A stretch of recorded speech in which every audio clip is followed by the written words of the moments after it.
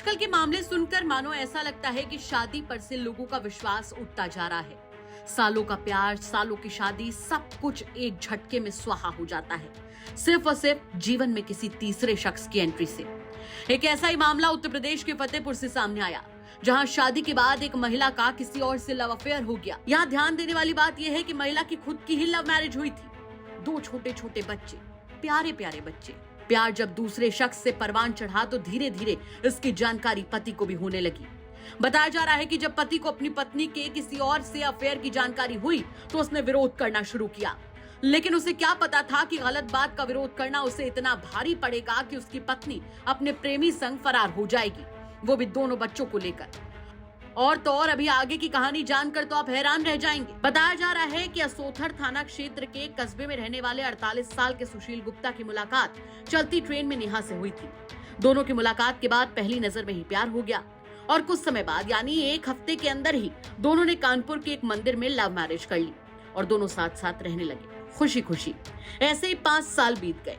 इस दौरान दोनों के 2 बच्चे भी हुए, लेकिन उसके बाद नेहा की दोस्ती मोहित शेख से हुई, जिससे उसकी रोजाना बातें होने लगी। और जब पति को इसकी जानकारी हुई तो उसने विरोध किया। फिर तो हाल क्या है वो आपके सामने ही है।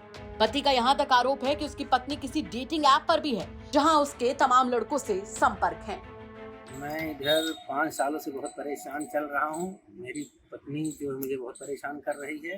हमारी शादी 2015 में हुई थी, प्रेम विवाह हुआ था। उसके बाद 5 साल तक सब कुछ ठीक चला। मेरे 2 बच्चे हुए उसी दौरान, एक बेटी हुई, एक बेटा हुआ, जो कि बेटी आज 9 वर्ष की हो गई है, बेटा 6 वर्ष का पूरा हो गया है। और इसी 2020 के दौरान मुझे पता चला वो किसी और से कभी करते हुए मैंने देखा, तो मैंने उसका विरोध किया। आए दिन इसी बात को लेकर लड़ाई झगड़ा होती रही। इसी बात को लेकर बहुत लड़ाइयाँ अक्सर बढ़ती चली गई। और फिर उसी में एक दिन मेरे न रहने पर वो मेरे बच्चों को लेके अपने मायके चली गई। और मायके से जाने के बाद वहाँ से फिर वो चली गई, दिल्ली चली गई। वो तो मुझे बाद में जानकारी हुई कि वो दिल्ली गई है। वहाँ एक मोहित सेठ नाम का लड़का था, उसी के संपर्क में वो थी। उसी ने उसको दिल्ली का पता बताया, वो दिल्ली जाके रहने लगी। दिल्ली के एक NGO चलता है नजफगढ़ में, मायका स्वीट होम नाम का है वो, जिसमें कि वो भी वहाँ पे कोई भी पत्नियां अपने पति से लड़के वहाँ रहती हैं। वहाँ पे सारी सुविधाएं दी जाती हैं। क्या हुआ फिर? क्या कोई उसके बाद से कोई धमकी या किसी प्रकार कुछ?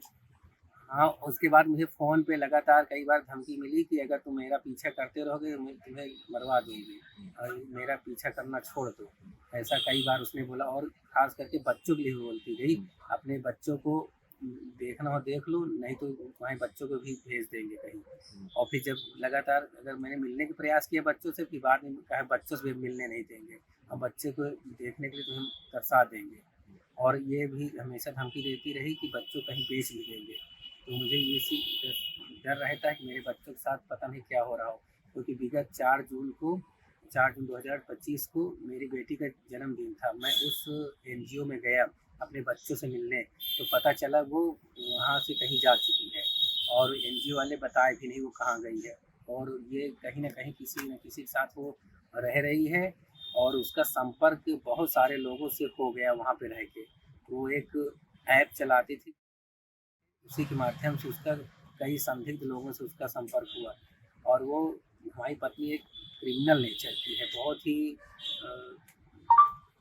परेशान करने वाली। क्या चाह रहे हो आप?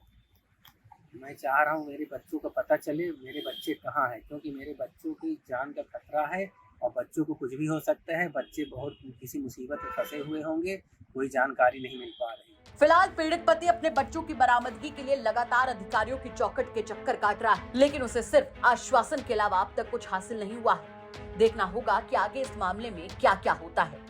वैसे क्या कहेंगे आप इस खबर पर, हमें कमेंट करके जरूर बताएं। फतेहपुर से नितेश श्रीवास्तव की रिपोर्ट, यूपी तक।